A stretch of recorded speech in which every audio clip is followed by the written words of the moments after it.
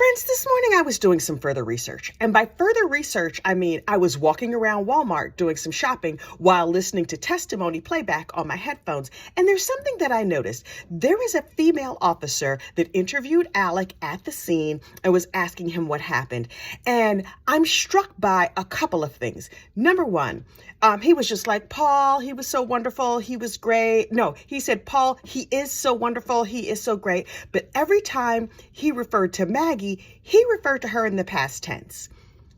What are we saying here, Alec? Like, what is happening? Because she's been dead at this point, 3 hours? And you're already referring to her in the past tense? To me, that says you were thinking about her already being dead. Now, obviously, that is mere speculation on my part. I have no facts. I have no facts. This is a fact-free zone. This is a my opinion full zone. These are all just thoughts in my head, so please nobody sue me. But it was striking to me as a true crime fan that immediately he was talking about her in the past tense. It's January right now. I'm still going to be referring to this as 2022, probably until March, at least until February. Paul, he spoke up in the present tense. Maggie, he always referred to her in the past tense. She was, she did, she used to. What was going through your mind, sir? What was going through your mind? The other thing was about the cleanliness of Alec's clothes. Now, these dogs, girls, stop. So he said that he tried to turn Paul's body over to check him, to get a pulse, whatever. But he also said that he saw brain matter. First of all, how you know what brain matter looks like? I don't know what brain. If somebody put a brain right here in front of me, unless it was labeled brain, I wouldn't know what that was. I would be like, there's blood and stuff. But he immediately was able to identify brain matter from both his wife and his son. But then he decided to check a pulse. Are there occasions where your brain is gone, but your pulse continues? Like a chicken, right? So like they talk about running around with a chicken with your head cut off. I am a city hick. I don't know nothing about no country stuff, but I have watched movies and I do listen to a lot of like podcasts and Law and Order and stuff like that. So it is my understanding that when you cut a chicken's head off, the chicken can run around for a few minutes and then it flops over dead. Do you check that chicken's pulse? I'm going to go with no. So if he rolls up on the scene, there's blood all over, there's brain all over, is your first thought, oh, let me see if I can get a pulse?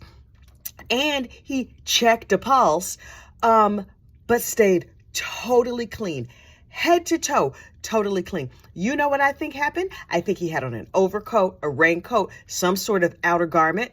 And he shot and killed these people, and then he took that off. What he had not anticipated was that some of the mist and some of the yuck and brain and whatever else was there from where he killed them still ended up on his shirt. How did you tromp through blood and brain by your own admission, but you stay spotlessly clean?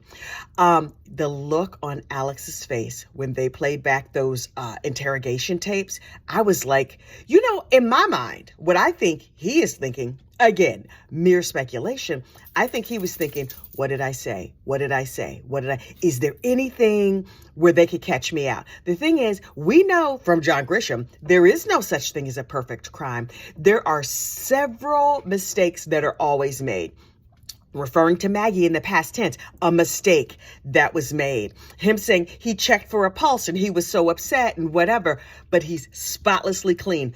No blood on his tennis shoes, the bottom of his shoes, no blood on his laces.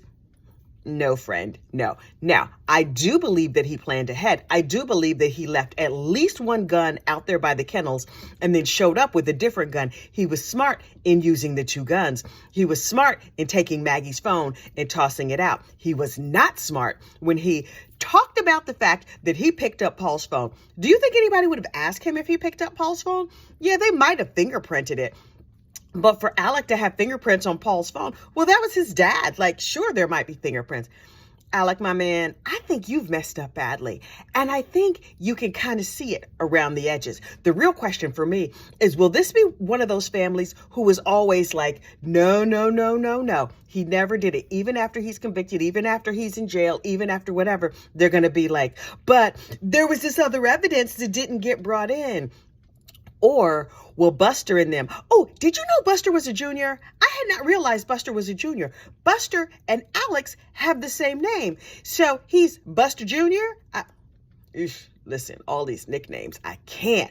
Although I do enjoy Poot Poot's nickname. Dick Harpootlian over there at Poot Poot Manor. I am really quite enjoying that nickname. Also, Maggie has a sister. Where's her sister? Is her sister there in court? I suspect that Maggie might have told her sister, you know how he is. Now, Maggie enjoyed her prominent lifestyle. She enjoyed being something down there in Colleton County, but she had to be real sick of his mess. And when you're real sick of your husband's mess, who do you tell? You tell your best friend and you tell your sister.